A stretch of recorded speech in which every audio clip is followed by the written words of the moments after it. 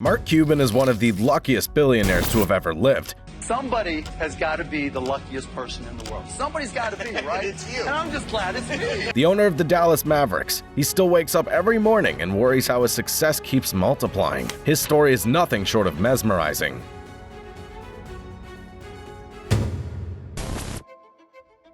Cuban was born amongst entrepreneurs and incredibly hardworking people, so it's no surprise he would go on to form his own business ventures later in his life. His story begins in Pittsburgh, Pennsylvania on July 31, 1958. Cuban's grandfather, Morris Jobansky, moved to the US from Russia and supported his family by selling goods out of a truck. This dedication to hard work would continue with Cuban's father, Norton Cuban, who spent over 50 years working at a car upholstery shop. The attitude of both his grandfather and father were present in Cuban from the very start. At 12, Cuban started his salesmanship when he sold garbage bags to save up money for a pair of shoes. Just like he hustled hard, Cuban also studied incredibly hard at school. Starting his junior year, Cuban began studying psychology at the University of Pittsburgh, a move that helped him better understand consumer psychology.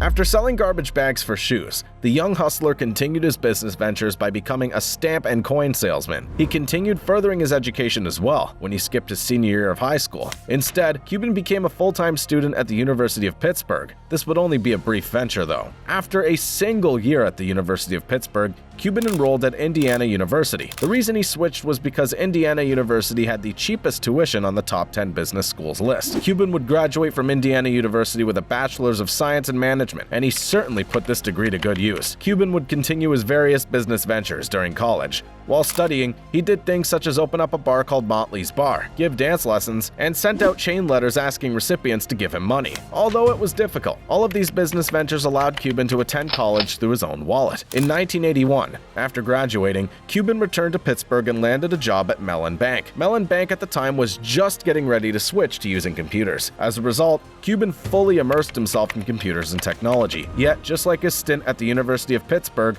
his time at Mellon Bank would also be limited. In 1982, Cuban moved to Dallas, Texas. The very first job that Cuban had in Dallas was as a bartender at a place called Alon, before he began working as a salesperson for a PC software retailer called Your Business Software. This too would only be temporary, as he was fired after less than a year. After being fired, Cuban decided to take matters into his own hands and started up his first company, Micro Solutions.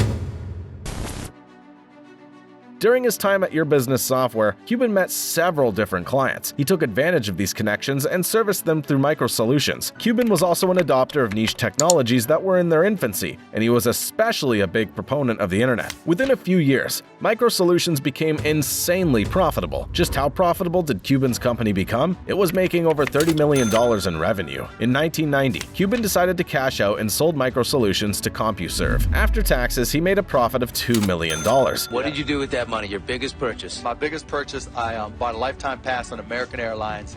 Officially marking the first time he became a millionaire. Whereas other entrepreneurs would have stopped at a few million, Cuban decided to keep going. After selling MicroServe in 1995, Cuban and a fellow Indiana University graduate, Todd Wagner, decided to form yet another company. This new company was named AudioNet, later Broadcast.com. It was an internet radio website mostly founded to let Cuban and Wagner listen to sports games. Within 4 years of the company's beginning, it became just as profitable as MicroServe. Broadcast.com had hundreds of employees and brought in over $10 million.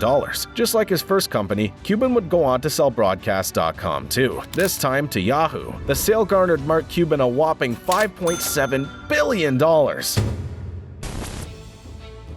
So, with the turn of the millennium, Mark was now a self-made billionaire. Where exactly does someone go from here? Mark decided to break into a new field and began investing and working in media and television. His venture into the entertainment field began when both Cuban and Wagner worked in a venture called 2929 Entertainment. 2929 Entertainment would go on to acquire a chain of theaters called Landmark Theaters. Later on, both 2929 Entertainment and Landmark Theaters would release television shows and movies. Landmark Theaters released Star Search, which was broadcast on CBS. 2929 Entertainment, meanwhile, released the well-received drama film Bubble. Cuban was also one of the first people to introduce the concept of high-definition television to the public. The self-made billionaire would appear on the cover of Best in 2003 to announce the release of HD television. He would then go on to co-found AXS TV with Philip Garvin, which was the first HD satellite TV network. Beyond just pioneering high-definition television and helping to produce movies, another company that Cuban got involved with was the film distributor Magnolia Pictures. Through Magnolia Magnolia Pictures, Cuban would go on to release yet another film. This time, the billionaire released a film called Redacted. He also showed interest in releasing Loose Change, although this never came to fruition. Alongside his ventures into the entertainment industry, Cuban would invest in various different tech startups throughout his career. Some examples include companies like Ice Rocket, Red Swoosh, Weblogs Inc., and Brondel Inc.,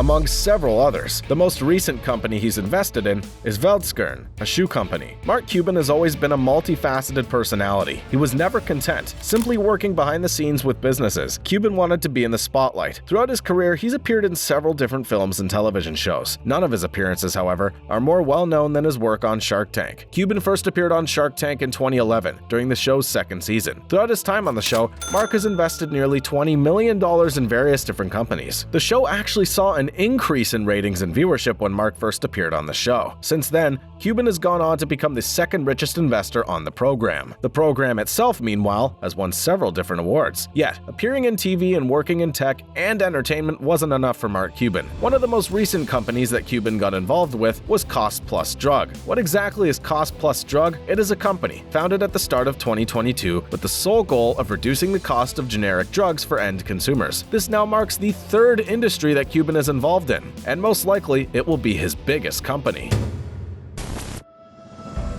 Three industries aren't all that Cuban is involved with. He is truly a Renaissance man. From the very beginning, Cuban has enjoyed sports and been involved within the community. Remember Broadcast.com? One of the company's main reasons for being created was to allow Cuban to listen to sports games he couldn't physically attend. I've got this idea where I think we can listen to Indiana basketball, sporting events, anywhere in the world by using the internet. Beyond just appearing in Shark Tank, another one of Cuban's most notable characteristics is the fact that he owns the Dallas Mavericks. His involvement with the Mavericks stretches all the way back to 2000 when he spent $285 million on the company. So what exactly did Mark Cuban do with his new NBA team? Before Cuban purchased the team, they had been consistently winning less than half of their games. Yet, the billionaire wanted to change all of this. You've got to start giving these guys who have been in damaged programs, let's call them, the thought process that they can win, that they are expected to win. After the purchase, the Mavericks would go on to win 69% of their games and go to the playoffs for every season, -1. Mark Cuban can be seen sitting among the crowd,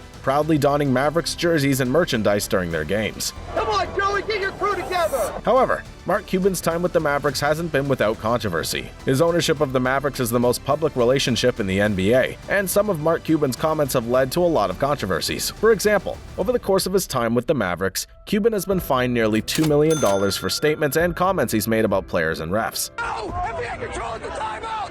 NBA control at the timeout! Some of his players have criticized Cuban, saying things like he needs to learn to control his temper. Another notable event in Cuban's time with the NBA was the time he spent a day working at a Dairy Queen because of a comment he made. In 2002, Cuban said that NBA ref Ed Rush wouldn't be able to manage Dairy Queen. Dairy Queen took offense to the comment and reached out to Cuban with an amusing offer. The company invited Cuban to come work a single day at one of their restaurants. Whereas most other celebrities would have declined, Mark Cuban isn't like most celebrities. He actually accepted the offer and spent a day working at Dairy Queen in Coppell, Texas. The most recent fine that Cuban received from the NBA came in March 2020. Cuban made several public comments criticizing the NBA and their refereeing. This fine cost Cuban a total of $500,000. The NBA isn't the only sport that Cuban has been involved with, however. The billionaire has also been involved with sports like the UFC, WWE, the NHL, and the MLB. In particular, Cuban has tried several times to purchase different MLB teams. The first baseball team that Cuban tried to buy was the Chicago Cubs. He was invited to bid on the team, but wasn't selected to appear at the final round of bids. From here, Cuban would try to buy the Los Angeles Dodgers, but was ultimately eliminated in the second round of bidding. The final team that Cuban tried to buy was his hometown team, Pittsburgh Pirates, but the team's owner denied his request. What about Cuban's relationship with the WWE? The billionaire has actually appeared on the show in the past. During 2003, at Survivor, Cuban appeared on WWE and had a fight with Randy Orton. This sparked a feud between Cuban and Orton. Mark Cuban would then go on to appear as a guest referee during Orton's match against Kofi Kingston. At the end of the show, however, Cuban was ultimately slammed through a table by Sheamus.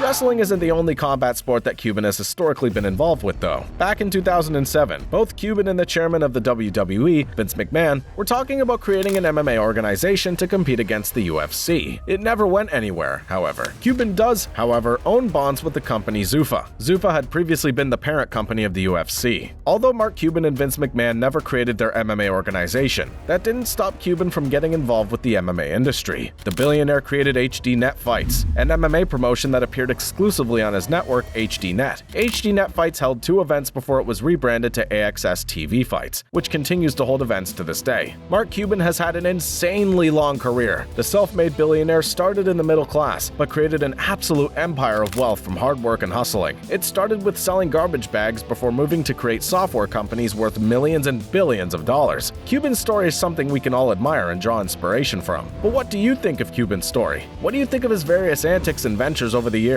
Comment your thoughts down below and hit the subscribe button to be notified of future uploads. Thank you for watching.